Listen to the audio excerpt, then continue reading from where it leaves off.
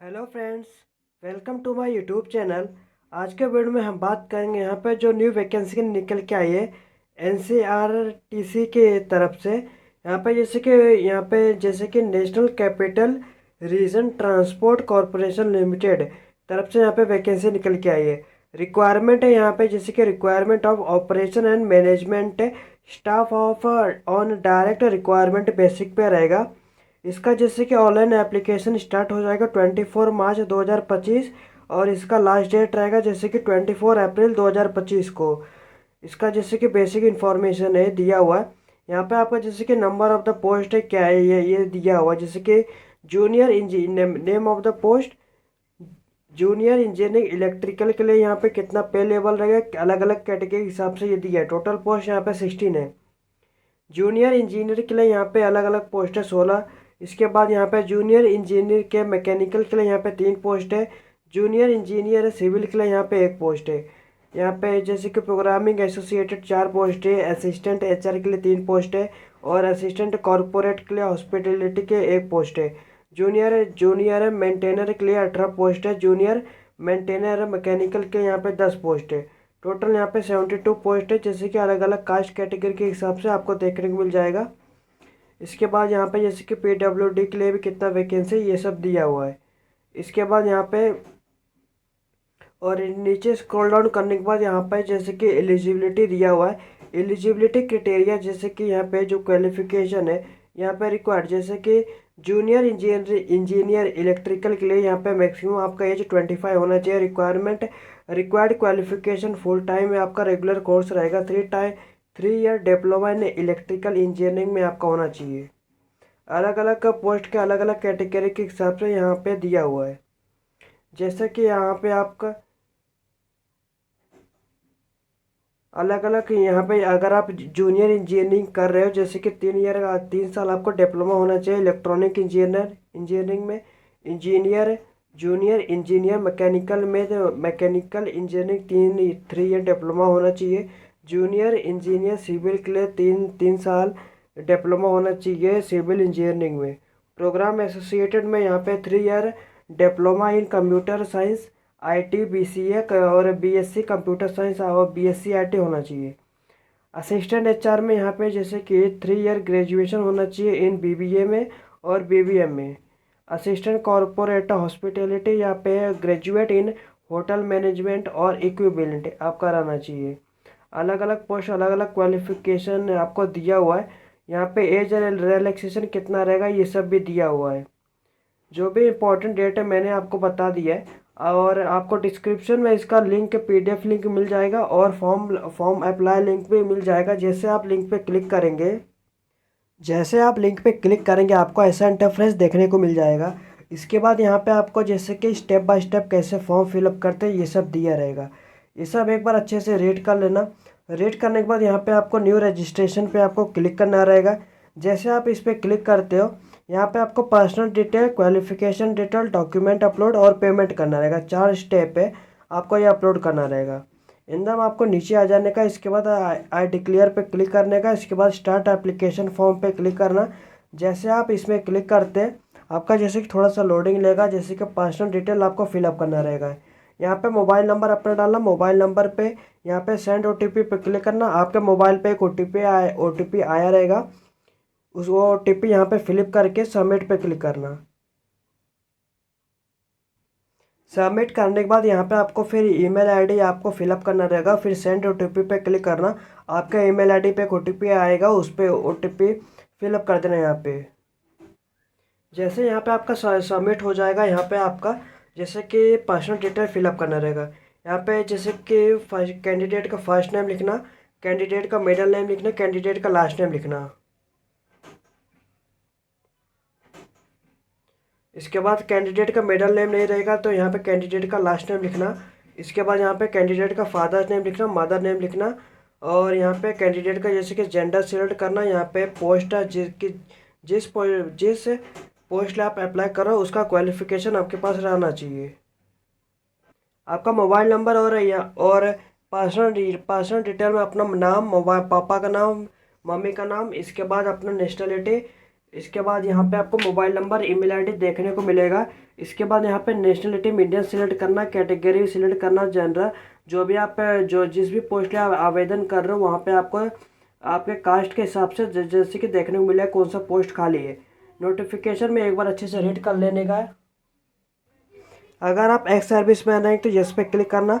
जैसे आप यस पे क्लिक करेंगे आपका यहाँ पे डेट ऑफ जॉइनिंग देना रहेगा और यहाँ अगर डेट ऑफ डिस्चार्ज और यहाँ पे जैसे कि डेट ऑफ बर्थ आपको देना रहेगा। अगर नहीं है तो यहाँ पे जैसे कि एक्स सर्विस में नहीं तो यहाँ पे नो पे क्लिक करना।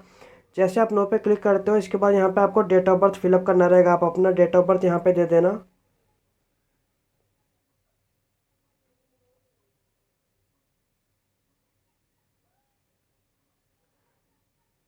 डेट ऑफ बर्थ मंथ देना, इसके बाद अपना डेट देना। आपका जैसे कि यहाँ पे डेट आपका हो जाएगा, आपका एज काउंट होके आ जाएगा। इसके बाद यहाँ पे एग्ज़ाम सिटी प्रेफरेंस आप जैसे कि आपके इधर जो भी नज़दीक रहेगा वो सिलेक्ट करना। सेकंड में यहाँ पे ध्यान रखना आपको जैसे कि अलग अलग आपको एग्ज़ाम सेंटर आपको जैसे कि चूज़ कर लेना। इसके बाद यहाँ पे आपको करस्पॉन्डिंग एड्रेस फिलअप करना रहेगा। करस्पॉन्डिंग एड्रेस मतलब आपका जहाँ पे आप रह रहे हो। करस्पॉन्डिंग एड्रेस फिलअप करने के बाद ध्यान रखना आपको करेक्ट इन्फॉर्मेशन फिलअप करना रहेगा। अगर इनकेस कुछ भी मिसमैच रहता है तो आपका जो भी फॉर्म रहेगा रिजेक्ट हो जाएगा। इसके बाद स्टेट चूज़ करना, अपना डिस्ट्रिक्ट चूज़ करना, कौन से डिस्ट्रिक्ट से बिलोंग करते हो। इसके बाद अपना पिन कोड दे देना।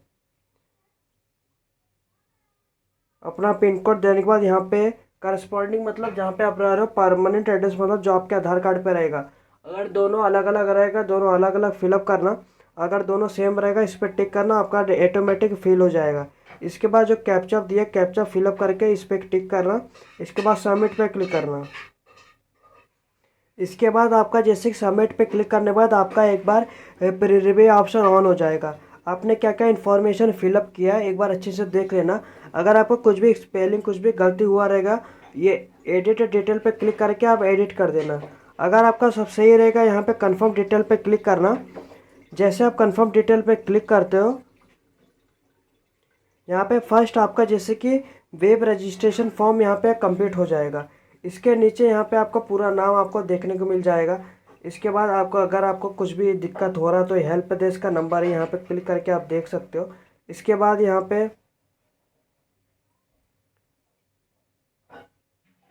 यहाँ पे आपको जैसे कि सेव एंड प्रोसेस नेक्स्ट पे क्लिक करना रहेगा।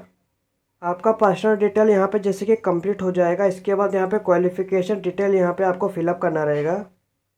यहाँ पे आपका जैसे कि बेसिक इन्फॉर्मेशन जैसे कि छोटा सा आ जाएगा। इसके नीचे आने के बाद यहाँ पे आपका 10th का जैसे कि बोर्ड नेम आपको देना रहेगा, कौन सा आपका बोर्ड था। इसके बाद यहाँ पे आपको ईयर ऑफ पासिंग आपको देना रहेगा, कौन से ईयर में आप पासिंग किए थे। इसके बाद आपका परसेंटेज क्या आया था वो यहाँ पे आप जैसे कि दे देना। इसके बाद यहाँ पे आपका जैसे कि 12th का आपको देना रहेगा, बोर्ड का नेम दे देना।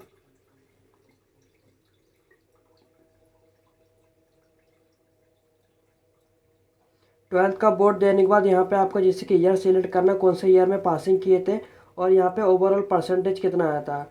इसके बाद यहाँ पे आपको जैसे कि एसेंशियल क्वालिफिकेशन यहाँ पे जैसे कि आपको देना रहेगा, जैसे कि ITI हो गया, diploma, graduation, BE, BTech, BSc engineering full time regular. ध्यान रखना जो भी आप फॉर्म फिलअप कर रहे हो आपको एक बार जो जिस भी पोस्ट लिए आप अप्लाई कर रहे हो उस पोस्ट लिए आपको क्वालिफिकेशन आपको रिक्वायरमेंट है, एक बार नोटिफिकेशन उसके लिए अच्छे से देख लेना। इसके बाद यूनिवर्सिटी का नेम दे देना यहाँ पे कौन सा यूनिवर्सिटी का नेम था। इसके बाद कॉलेज नेम यहाँ पे दे देना। इसके बाद यहाँ पे नेम ऑफ क्वालिफिकेशन यहाँ पे आप दे देना, मैं होटल मैनेजमेंट के लिए फ़िलअप कर रहा हूँ तो ये सिलेक्ट करूँगा। आप जो भी पोस्ट लिए अप्लाई कर रहे हो वो क्वालिफिकेशन आपको यहाँ पे आ जाएगा। ईयर ऑफ पासिंग आपका क्या रहेगा वो आ जाएगा यहाँ पे। इसके बाद यहाँ पे ओवरऑल परसेंटेज कितना आता है यहाँ पे वो आ जाएगा। इसके बाद पोस्ट ग्रेजुएशन अगर आपने किया तो ये फिलअप कर देना और अदर क्वालिफिकेशन रहेगा तो भी आप ये फिलअप कर देना। यहाँ पे आप वर्क एक्सपीरियंस आपके पास रहेगा तो जैसे कि ये आप दे देना, नहीं तो आपको यहाँ पे वर्क एक्सपीरियंस रहेगा तो यहाँ पे आप सिलेक्ट करना private, union government, state government, PSU, आप जो भी रहेगा सिलेक्ट कर देना। ऑर्गेनाइजेशन का नेम देना, कभी इसे स्टार्ट किए थे, कभी ख़त्म किए थे, आपको डेजिग्नेशन कौन से पोस्ट पे था, और ऐड अपडेट पे क्लिक करेंगे तो आपका नीचे आ जाएगा। इसके बाद यहाँ पे आई डिक्लेयर पे क्लिक करना और सबमिट पे क्लिक करना। इसके बाद आपका डॉक्यूमेंट जैसे कि क्वालिफिकेशन का भी प्री रिव्यू आ जाएगा। अच्छे से एक बार चेक कर लेना, अगर आपका कुछ भी गलती हुआ रहेगा एडिट डिटेल पे क्लिक करके आप एडिट कर देना। अगर आपका सब सही रहेगा यहाँ पे कंफर्म डिटेल पे क्लिक करना। इसके बाद यहाँ पे एप्लीकेशन प्रोसेस, जैसे कि फर्स्ट स्टेप सेकंड स्टेप आपका कंप्लीट हो चुका है। इसके बाद यहाँ पे आपको जैसे कि अपलोड करना रहेगा आपको अपना फ़ोटो। यहाँ पे जैसे कि सेव एंड प्रोसेस नेक्स्ट पे क्लिक करना। जैसे आप क्लिक करेंगे,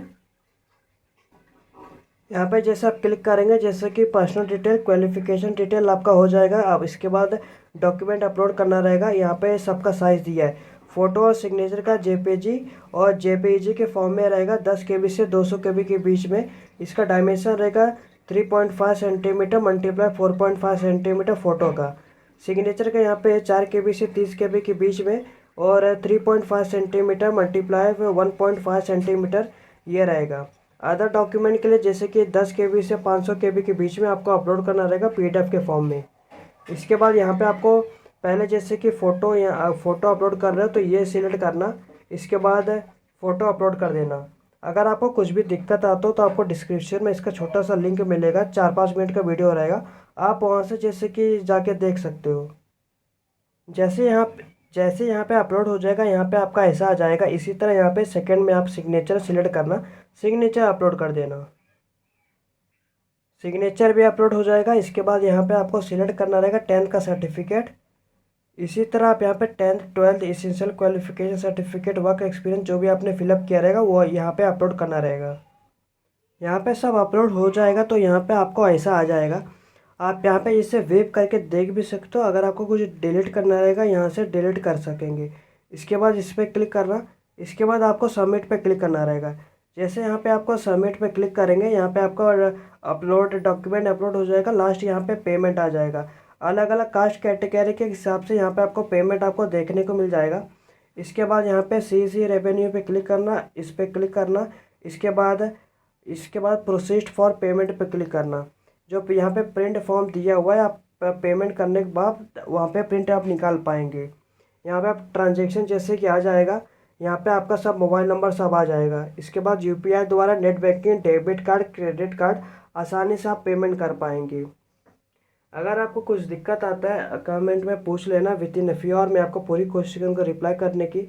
इस वीडियो में आपको बता दिया कैसे आपका स्टेप बाय स्टेप में फॉर्म फिलअप करते हैं। अगर आपको कुछ दिक्कत आता है कमेंट में पूछ लेना, विद इन फ्यू आवर मैं आपको पूरी कोशिश करूँगा रिप्लाई करने की। धन्यवाद।